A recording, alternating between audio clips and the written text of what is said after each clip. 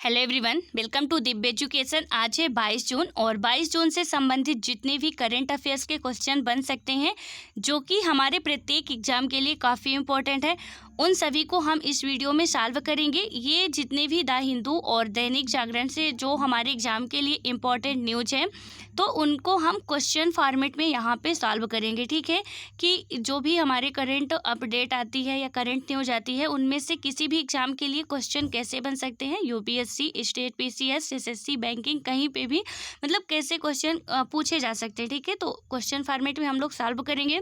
सो आप में से जो भी इस चैनल पे नया हो चैनल को जरूर सब्सक्राइब कर लें और हाँ, सब्सक्राइब करते टाइम आप लोग बेल आइकन जरूर क्लिक कर दिया करिए ताकि जब भी वीडियो अपलोड हो तो उसका नोटिफिकेशन सबसे पहले आपके पास तक पहुंच जाए। ठीक है, और वीडियो को अपने दोस्तों तक भी शेयर कीजिए तथा वीडियो पसंद आए तो लाइक करना बिल्कुल ना भूलें। ठीक है, अब हम बात करें कल के अभ्यास प्रश्न की।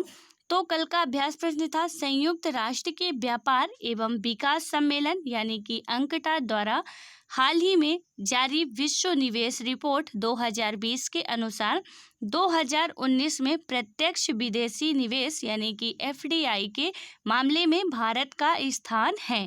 ठीक है, तो इसमें से पहला ऑप्शन था कि 9वां स्थान है, दूसरे में था कि 14वां स्थान है, तीसरे में था 11वां स्थान और चौथे में था 13वां स्थान। ठीक है, तो इसका राइट आंसर हो जाएगा 9वां स्थान।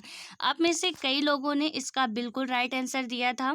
सो आप में से जो नहीं दे रहे हो और वीडियो रेगुलर देखते हो तो आप लोग भी राइट आंसर देने की कोशिश किया करो। ठीक है, देन उसके बाद हम इसकी व्याख्या की यदि बात करें तो संयुक्त राष्ट्र के व्यापार एवं विकास सम्मेलन यानी कि UN conference on trade and development या अंकटाड ने 15 जून को विश्व निवेश रिपोर्ट 2020 जारी की है।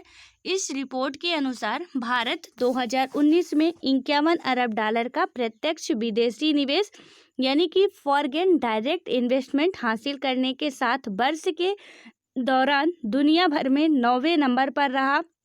भारत को वर्ष 2019 में 51 अरब डॉलर का विदेशी निवेश यानी कि एफडीआई प्राप्त हुआ था। ठीक है, सो आई थिंक कि मतलब ये क्वेश्चन आपको समझ में आ गया होगा। अब बात करते हैं आज का जो हमारा पहला क्वेश्चन है, तो इसको देखते हैं। इसमें क्या बात की गई है कि भारत हाल ही में जीपीएआई संस्थापक सदस्य देशों के समूह में शामिल हुआ।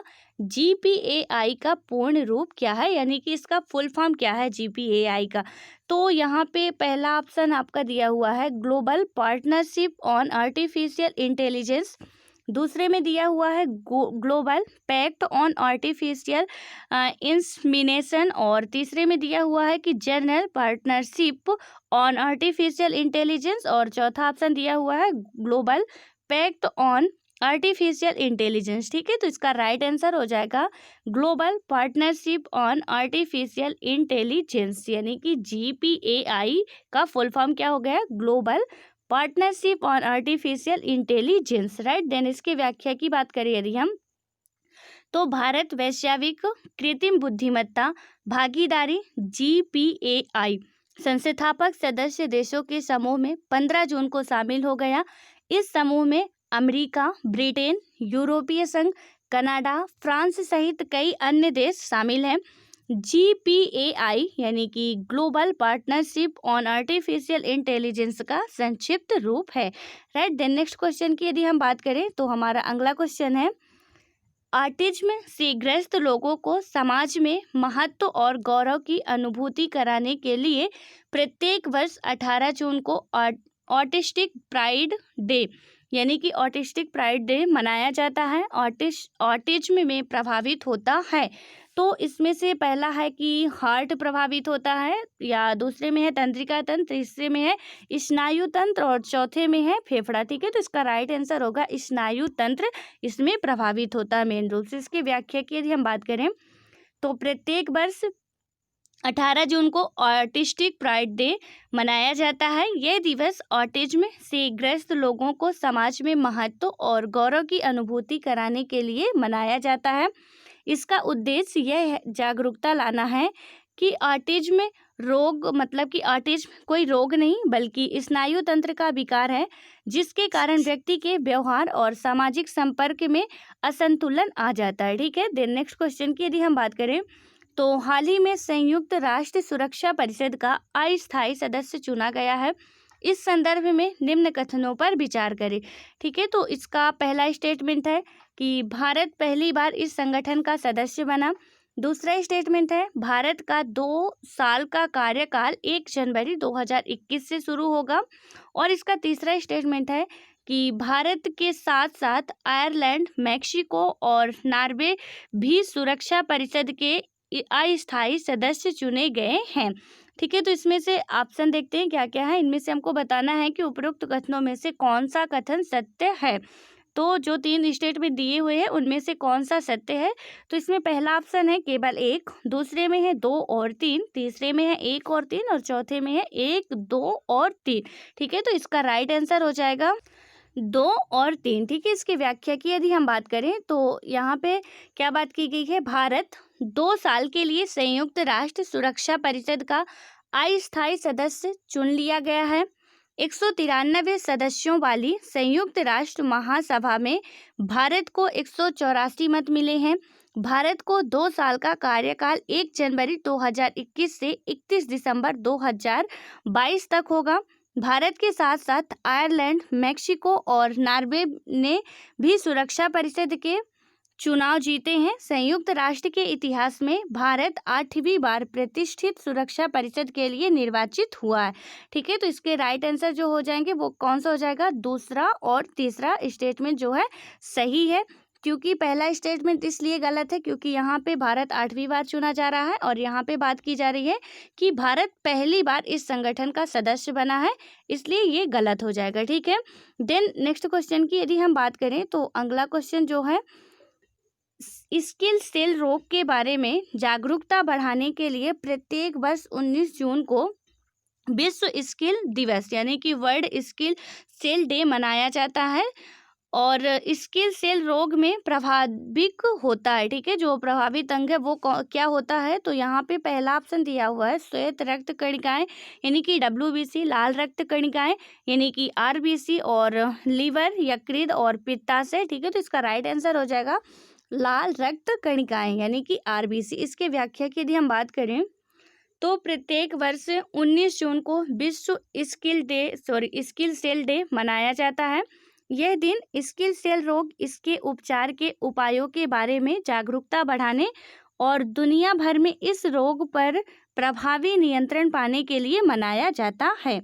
ठीक है, दिन अगले क्वेश्चन की बात करें यदि हम तो वैश्विक क्रेडिट रेटिंग एजेंसी फिच ने भारत की सॉवरेन क्रेडिट रेटिंग रखा है। तो इसमें से पहला ऑप्शन होगा कि Baa1 और Baa2 या कि सी में है BAAA- और डी में है CCC। तो इसका राइट आंसर हो जाएगा BBB-। ठीक है, इसमें हम व्याख्या की बात करें तो वैश्विक क्रेडिट रेटिंग एजेंसी फिच ने भारत की सॉवरेन क्रेडिट रेटिंग को BBB- पर बरकरार रखा है। फिच ने 8 साल में पहली बार भारतीय अर्थव्यवस्था का आउटलुक स्थिर से घटाकर नकारात्मक कर दिया है। राइट, देन नेक्स्ट क्वेश्चन की बात करें यदि हम तो अगला क्वेश्चन है कि विश्व शरणार्थी दिवस यानी कि वर्ल्ड रिफ्यूजी डे मनाया जाता है। तो इसमें से पहला ऑप्शन है 20 जून को, दूसरा है 21 जून को और तीसरा है 22 जून को और चौथा है 23 जून को। ठीक है, तो इसका राइट आंसर हो जाएगा 20 जून को। 21 जून को भी एक बहुत इंपॉर्टेंट डे बनाया जाता है, तो ये कल मनाया गया है। तो आप में से ये आप लोगों के लिए है कि आप लोग बताइएगा कि 21 जून को कौन सा दिवस मनाया जाता है। ठीक है, काफ़ी इंपॉर्टेंट डे है ये, तो इसलिए प्लीज़ आप लोग कोशिश करिएगा इसको बताने की कि 21 जून को कौन सा दिवस मनाया जाता है। ठीक है, 20 जून को क्या मनाया जा रहा है, वर्ल्ड रिफ्यूजी डे मनाया जाता है। ठीक है, देन उसके बाद इसकी व्याख्या की यदि हम बात करें तो प्रत्येक वर्ष 20 जून को विश्व शरणार्थी दिवस यानी कि वर्ल्ड रिफ्यूजी डे मनाया जाता है। इस दिवस को मनाने का उद्देश्य शरणार्थियों के संघर्ष और योगदान को याद करना है। राइट, देन नेक्स्ट क्वेश्चन की बात करें तो भारतीय मौसम विज्ञान संस्थान यानी कि Indian institute of tropical metrology IITM Pune द्वारा हाल ही में जारी रिपोर्ट के अनुसार वर्ष 1901 से 2018 के दौरान भारत का औसत तापमान बढ़ा है। तो इसमें से पहला हो जाएगा 0.55 डिग्री सेल्सियस, और दूसरे में है 0.70 डिग्री सेल्सियस, और तीसरे में है कि 0.82 डिग्री सेल्सियस, और डी में है कि 0.91 डिग्री सेल्सियस। इसका राइट आंसर हो जाएगा 0.70 डिग्री सेल्सियस। ठीक है। देन इसकी व्याख्या की यदि हम बात करें तो वर्ष 1901 से 2018 के दौरान भारत का औसत तापमान 0.7 डिग्री सेल्सियस बढ़ा है। इस तापमान वृद्धि का प्रमुख कारण ग्रीन हाउस गैसों का उत्सर्जन है।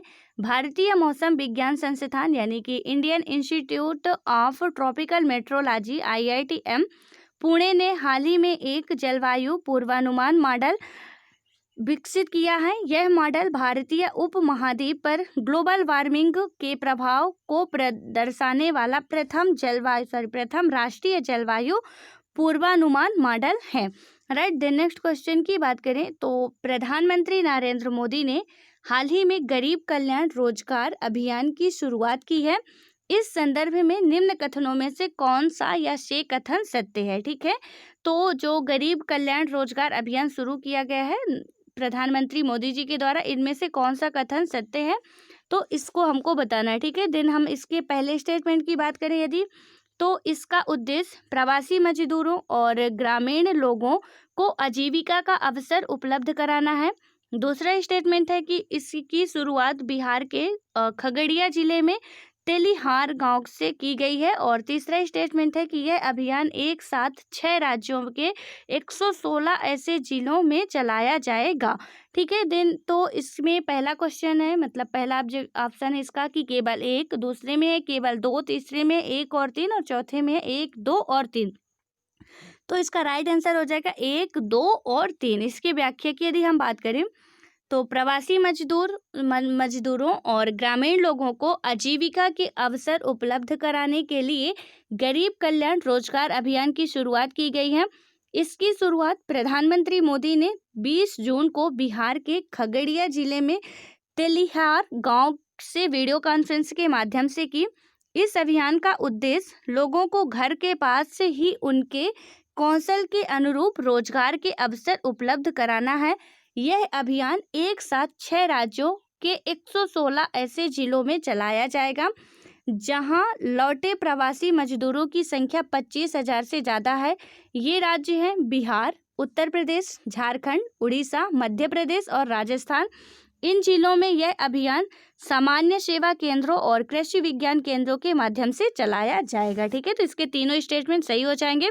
देन उसके बाद हम अगले क्वेश्चन की बात करें जो कि आज का हमारा अभ्यास प्रश्न है। तो इसमें से बात क्या की गई है कि FSSAI द्वारा हाल ही में जारी राज्य खाद्य सुरक्षा सूचकांक 2019-20 के संदर्भ में निम्न कथनों में से कौन सा या से कथन सत्य है।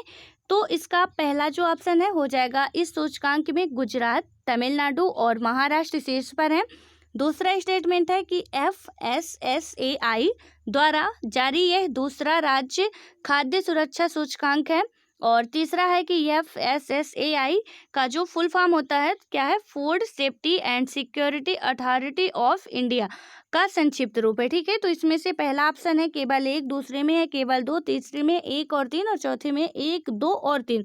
तो इसका राइट आंसर आप लोगों को बताना है कि इसका राइट आंसर क्या होगा। ठीक है। आप में से जो भी रेगुलर वीडियो देख रहे होंगे उनको बिल्कुल राइट आंसर पता होगा, क्योंकि ये प्रीवियस डे के क्वेश्चन रहते हैं और बहुत ईजी क्वेश्चन रहते हैं जो रेगुलर देखते हैं उनके लिए। ठीक है।